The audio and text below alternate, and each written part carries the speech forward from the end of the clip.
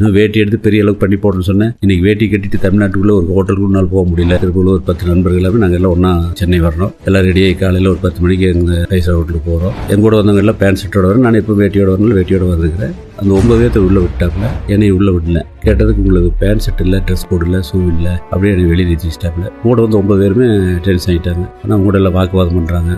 சரி பரவாயில்ல, நான் வெளியே உட்காந்துருக்கேன்னு சொல்லி எல்லாம் நினச்சிட்டு போட்டு நான் வெளியே வந்து வர வரைக்கும் வெயிட் பண்ணிட்டு ஒரு மரம் வந்து அந்த மரத்தில் உட்காந்துருக்கேன். அப்போ தான் எனக்கு இந்த கேள்வி வந்து, நீ கேட்ட கேள்வி வந்தது. எல்லாரும் உள்ள போயிட்டா பேண்ட் போட்டோம், நீ வெளியே தானே உட்காந்துருக்கிற என்ற மெசேஜ் நீ திருப்பி கேட்குது. இந்த வேட்டிக்கு ஒரு அங்கீகாரம் வாங்கினா இது ஜெயிக்கு கொண்டு வந்துடலாம் அப்படி ஒரு முடிவு எடுத்துட்டு, ஏதோ நல்ல விளம்பர கம்பெனி பார்த்து எடுத்து பேசிட்டு போயிடுவோம் அப்படின்ட்டு இவங்களெல்லாம் ஊருக்கு அனுப்பிச்சிட்டு நான் இங்கே தங்கிட்டேன். நிறைய விளம்பர கம்பெனிக்கு போய் எனக்கு ஒரு வேட்டிக்கு விளம்பரம் எடுக்கணும்னு எல்லாம் கேட்குறேன். வேட்டி கட்டினாங்கன்னா ஒரு பாமர மக்கள் மேக்ஸிமம் ஒரு சைக்கிள் வச்சிருப்பாரு, அதுக்கு மேலே ஒரு டிவி ஸ்டே வச்சிருப்பாரு, ஒரு ரப்பர் செருப்பு போட்டிருப்பாரு. இதுதான் வேட்டி கட்டோட இமேஜ் இருந்தது. அதை உடைக்கணும் அப்படின்ட்டு அதை சல்யூட் ராமராஜ் எடுத்தேன். ஒரு 5 ஸ்டார் ஹோட்டலில் வந்து அவர் இறங்குறாரு. இறங்கணுன்னா எந்த 5 ஸ்டார் ஹோட்டலில் உள்ள விடமாட்டேங்கிறாரு செக்யூரிட்டி. முடிஞ்சு ரிசீவ் பண்ணுறாரு அவர். அங்கே உள்ளே போனோடனே வந்து ரிசப்ஷன் போக்குவரத்து எல்லாமே வந்து அவங்க ரிசீவ் பண்ணுறதுக்கு வர்றாங்க. எல்லாருமே மீட்டிங் ஹால் போனோடனே உலகத்தில் இருக்க அத்தனை ஆளுமே வந்து கோட் சூட் போட்டு உட்காந்துருக்காங்க. இவர் ஒரு ஆள் மட்டும் வேட்டியோட போறாரு. அத்தனை பேர் எழுந்திரிச்சு அவருக்கு சல்யூட் பண்ணிட்டு அந்த கான்ட்ராக்ட்ல கையெழுத்து போடுறாங்க.